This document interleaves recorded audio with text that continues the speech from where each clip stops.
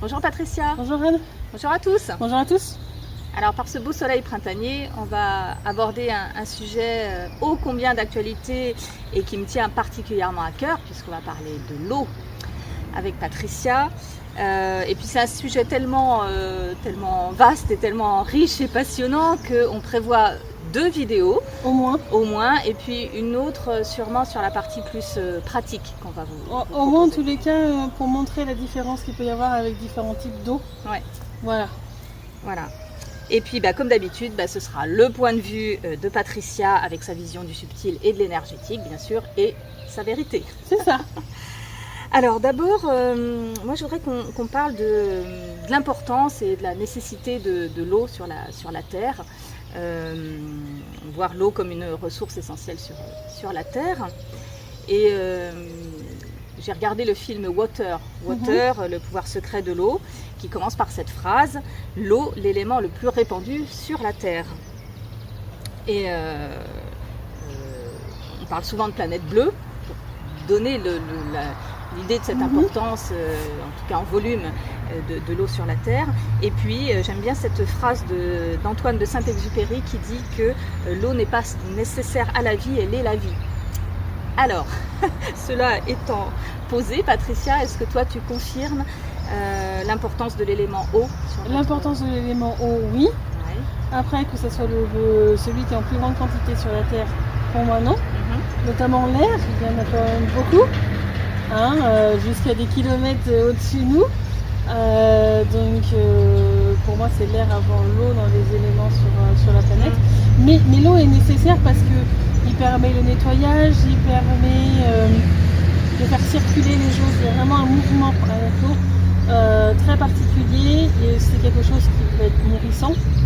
C'est quelque chose qui peut avoir énormément de propriétés différentes parce que pour moi il n'y a pas une seule eau, il y a plein de types d'eau différentes.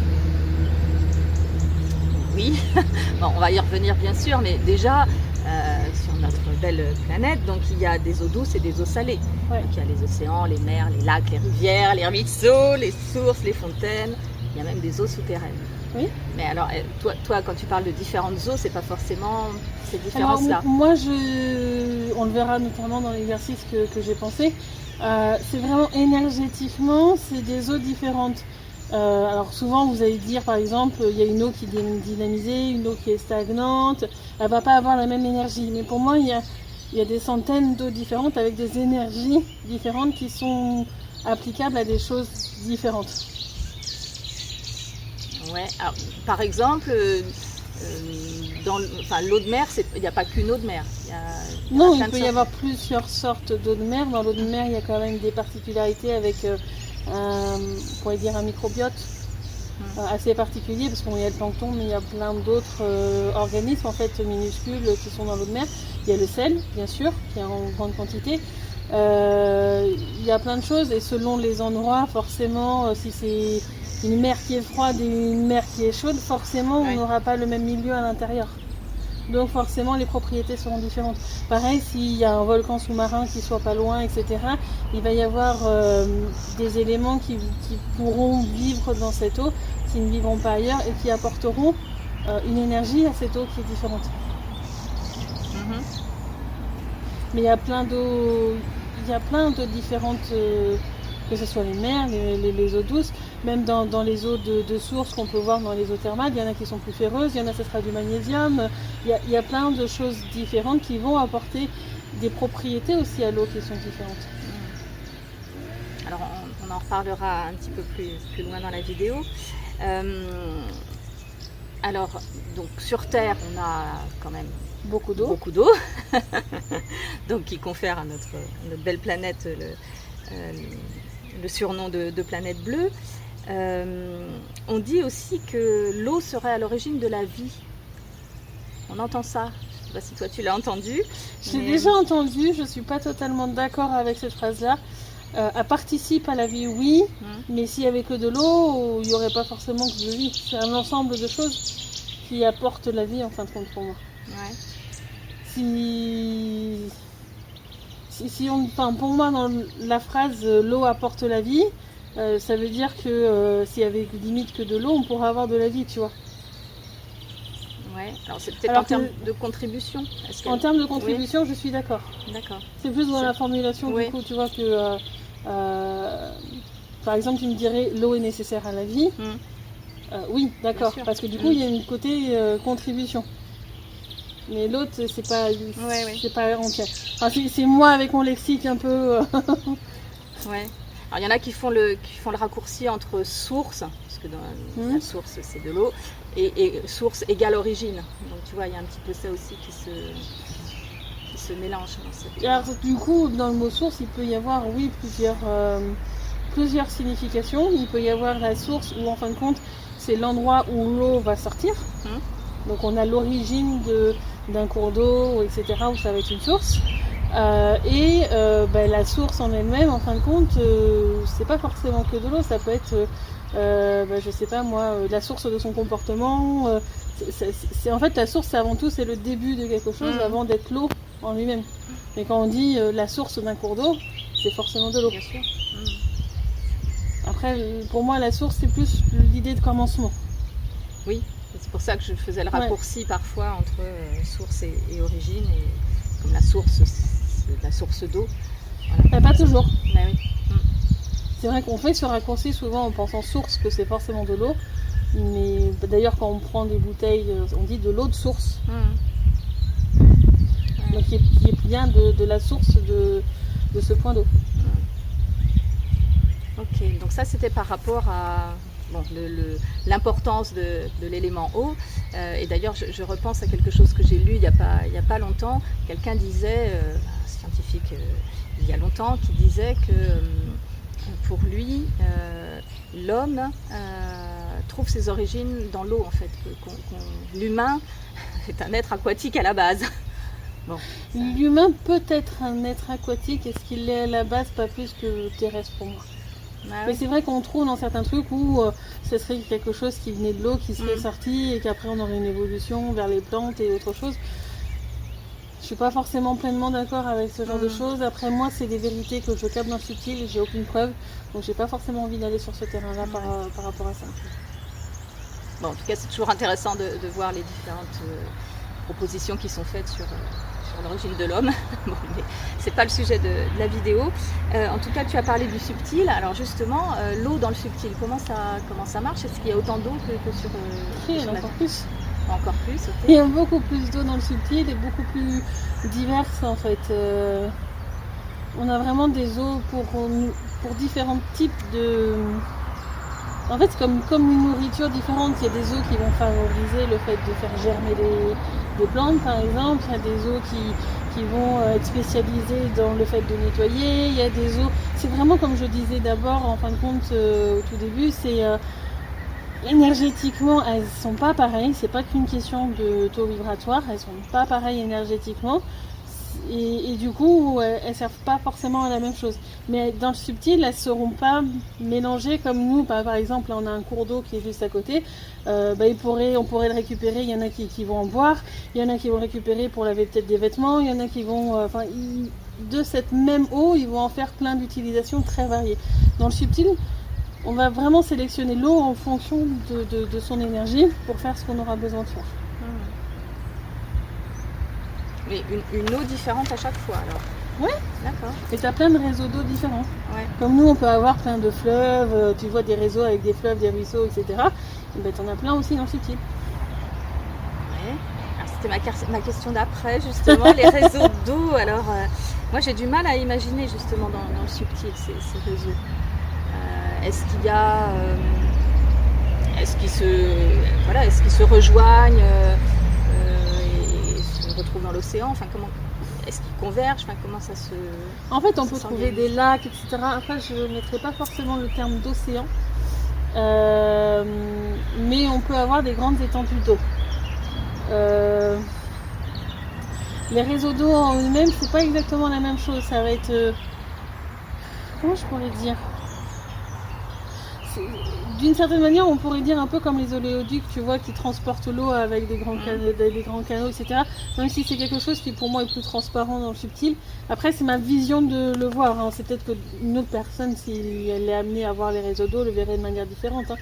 Mais vraiment, c'est comme tout un réseaux de canalisation dans lesquels les eaux peuvent passer, où il va y avoir aussi des centrales d'épuration, il va y avoir, en fonction du type d'eau, etc.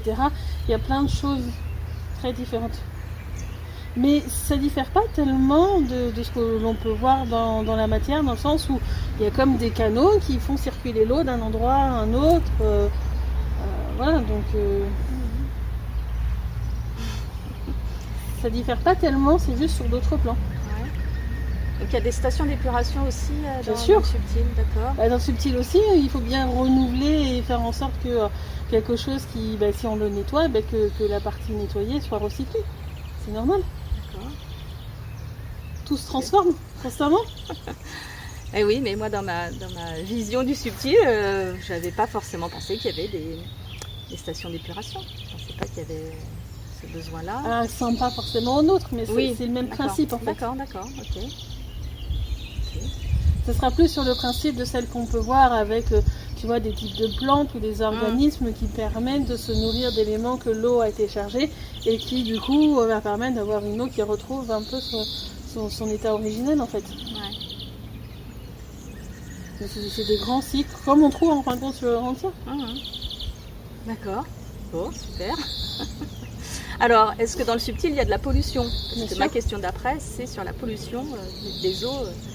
Alors, pas directement des eaux, parce qu'en fin de compte, sur le réseau d'eau, il y a tout un système, comme je te dis, avec des centrales d'épuration ou autres.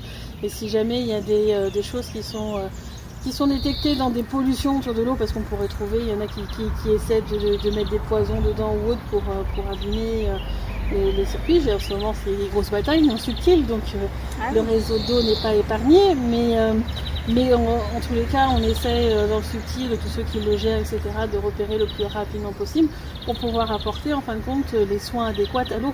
Et là encore, je ne dirais pas traitement, je dirais un soin parce que pour moi c'est vivant, c'est comme un être vivant ou autre, et pour moi c'est plus faire un soin que d'apporter un traitement. Mais voilà, il y a des pollutions qui sont mises dans l'eau et des distorsions qui peuvent être mises au niveau des différentes eaux qu'il peut y avoir dans le subtil. Et il y a tout un mécanisme dans le subtil qui est là pour détecter les choses. Voilà. On n'a pas ça sur Terre. Pas à ce niveau-là. Bon, parce que ça viendra. Très bien, on attend parce que justement, alors les questions de pollution. Je me demandais, moi, si on pouvait trouver encore sur Terre une eau pure, une eau non polluée. Alors, tout dépend de la définition que tu as du coup de pure. Si tu dis non polluée, il faudrait qu'elle ait des soins avant. Ah oui, d'accord. Moi, là, comme ça, je regarde, et je demande à Gaïa, et j'ai pas l'impression qu'elle en a vraiment du non pollué. Ah ouais. Non pollué, ce serait il n'y ait pas eu du tout d'intervention humaine et que ce soit une eau... La pollution n'est pas forcément humaine. D'ailleurs, dans le subtil, la plus grosse des pollutions, elle n'est pas humaine. D'accord. Elle est liée à tous ceux qui cherchent à faire des manipulations constantes ou autres, et c'est pas forcément directement les humains. D'accord.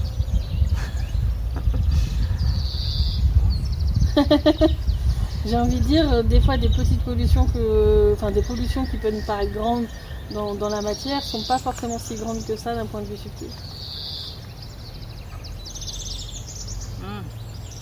Ouais, terrain glissant. Ouais. Bon, en tout cas, on est d'accord que sur Terre, c'est une ressource limitée. Toute ressource est limitée, forcément. Ouais. Donc il faut en prendre soin puisqu'on en a besoin. Bien sûr. Bien. Alors, comment on peut faire pour préserver les ressources en eau et mieux les partager? Parce que, actuellement, on entend beaucoup parler de raréfaction de l'eau, avec les sécheresses et tous ces changements climatiques dont on entend beaucoup parler. Tout ça pourrait amener aussi à des conflits. On entend parler de plus en plus de possibles guerres de l'eau, autour de l'eau en tout cas. Et puis il y a certains endroits de la planète où il n'y a pas ou très peu d'accès à l'eau potable notamment. Donc, qu'est-ce qu'on peut faire pour que ce soit mieux réparti, que tout le monde... Ne pas vouloir se l'accaparer, une première façon, la laisser circuler dans les courants naturels. Une eau, elle est à un endroit parce qu'il y a un besoin qui est là. s'il n'y a pas d'eau, ça veut dire qu'à un moment donné, l'environnement n'est pas supposé avoir besoin d'autant d'eau. Il y aura toujours de l'eau sous la forme dans l'air, etc. Si on le condense ou autre, on va retrouver des gouttelettes d'eau, etc. Si ça se rafraîchit, etc. Mais si à un moment donné on a tout un environnement où il y a moins d'eau, c'est que dans ce cas-là, dans cet environnement-là, les végétaux, les animaux qui sont présents ou autres ont moins besoin d'eau. Donc il n'est pas forcément nécessaire de l'apporter là-bas. D'accord, donc les endroits arides de la planète, les endroits désertiques. Ouais, alors en principe c'est ça. Après pour moi il peut y avoir quelques distorsions qui font qu'il y a des endroits désertiques qui ne sont pas supposés être désertiques. Ah. Mais ça c'est pas directement l'humain qui a provoqué ça. D'accord. Donc ça c'est des choses qui doivent d'abord être réglées dans le subtil. Okay. Donc je préfère pas trop parler de ça parce que du coup c'est pas directement l'humain qui va pouvoir agir. D'accord. Alors à l'inverse, il y a aussi, en ce moment, j'ai l'impression qu'on entend beaucoup parler d'inondations et de montée des eaux, de fonte des glaciers, etc. Voilà, c'est assez paradoxal quand même. Encore une fois, pour moi, il y a beaucoup de perturbations dans le subtil dans tout ce qui concerne tout ça. Okay. Subtil et pas que, il y en a qui parleront sûrement de technologie humaine par rapport à ça ou autre. Pareil, j'ai pas trop envie de rentrer sur ce genre de sujet, même si pour moi c'est quelque chose qui existe. Mais dans le subtil, pour moi, il y a beaucoup de perturbations et tout ce qui... En fait, pour moi, la matière est un peu le dernier maillon de la chaîne. Donc, s'il y a des perturbations avant dans le subtil, ça va amener une perturbation dans la matière. Donc, il y a des choses où il faut qu'elles soient réglées avant dans le subtil. Mais s'il y a ces problèmes-là dans le subtil, c'est parce qu'à un moment donné, de moi, ce que j'ai compris en tous les cas, ils veulent avoir une perturbation dans la matière. D'accord. Compliqué Ben oui, ouais.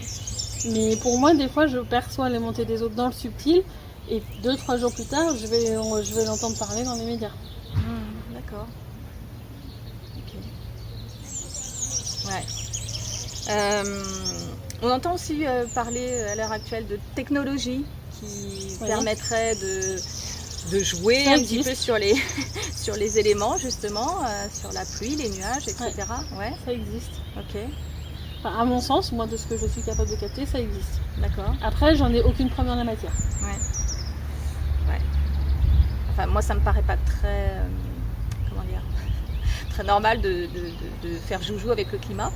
Non, c'est pas normal. Pour moi, tel que ça devrait fonctionner, il y a les lieux qui doivent demander, par rapport aux plantes qui sont sur la végétation, dessus, ou les animaux qui disent, là j'ai besoin de pluie, qui font des demandes au ciel pour faire en fin de compte que la pluie arrive, etc. Et en fait, pour moi, le cycle doit se faire comme ça, en collaboration et en communication en fait entre les différents milieux. Okay. Pour moi, c'est comme ça que ça doit se faire. Quand je fais mes cérémonies chamaniques, je passe mes accords pour que ce jour-là, il fasse beau et que la cérémonie puisse se faire sans encombre. Bon, ça n'a pas toujours été totalement le cas, mais du coup, des fois, j'ai besoin de gueuler un peu pendant la cérémonie pour écarter le temps que j'arrive à finir. Mais dans le subtil, moi, j'ai mon accord que pendant le moment où je suis en forêt, etc., voire un petit peu autour, normalement, j'ai la possibilité de faire mon activité en extérieur sans problème. Donc quand je fais ma cérémonie chamanique, j'ai déjà vu tout ça avant, et à la date où je le programme, moi j'ai mes accords dans le subtil pour qu'il n'y ait pas de problème ce jour-là. Normalement, voilà comment c'est supposé fonctionner. Tout en respect de la nature, c'est-à-dire que si à un moment donné il y a besoin de pleuvoir, vu que moi j'ai eu cet accord avant, etc., peut-être qu'il pleuvra le lendemain ou la veille, mais les choses seront régulées. Si à un moment donné je dis non, je vais aller dehors, il faut pas qu'il pleuve, et puis que je force le truc alors que c'est nécessaire qu'il pleuve. Non, par contre si je prévois plusieurs semaines à l'avance et que je passe un accord pour qu'à ce moment-là il fasse beau, dans le cas qu'il pleuve pas, dans ce cas-là, c'est l'environnement qui va aussi s'adapter parce qu'il a signé cet accord-là. Mais toi, ce que tu fais par rapport au autant, à la météo, tout le monde n'est pas capable de le faire. Parce que je pensais Non. justement au rituel pour faire tomber la pluie. Ça, voilà, ça existe depuis Ça longtemps. existe depuis la nuit des temps. Certains qui ont certains apprentissages peuvent le faire. Moi, j'ai certains apprentissages par rapport à la météo, par rapport au temps, etc. Donc, je peux influencer un minimum dessus. Je ne vais pas le faire complet ou autre, mais il y a pas si longtemps que ça, il commençait à y avoir un orage juste au-dessus de chez moi, et je commence à entendre la grêle, et ça peut paraître fou, mais en fait, moi, je discute du coup avec la conscience de l'orage qui fait « Mais non, mais je voulais pas qu'il y ait de grêle, etc. » Donc, il y avait une distorsion sur le truc.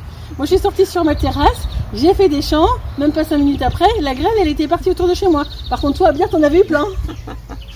Donc voilà, après, c'est... Parce que moi, je vais aller vérifier en fin de compte ce qui est licite de ce qui n'est pas licite. Et si c'est pas licite, voilà, comme souvent, quand je sors dehors, maintenant je commence à en avoir l'habitude parce que ça fait plus d'1 an que ça m'arrive. Si jamais c'est pas normal qu'il y ait des nuages sur ma tête, on voit un grand cercle bleu se dessiner dans le ciel au-dessus de moi. Parce que du coup, je vire ce qui n'est pas supposé être là.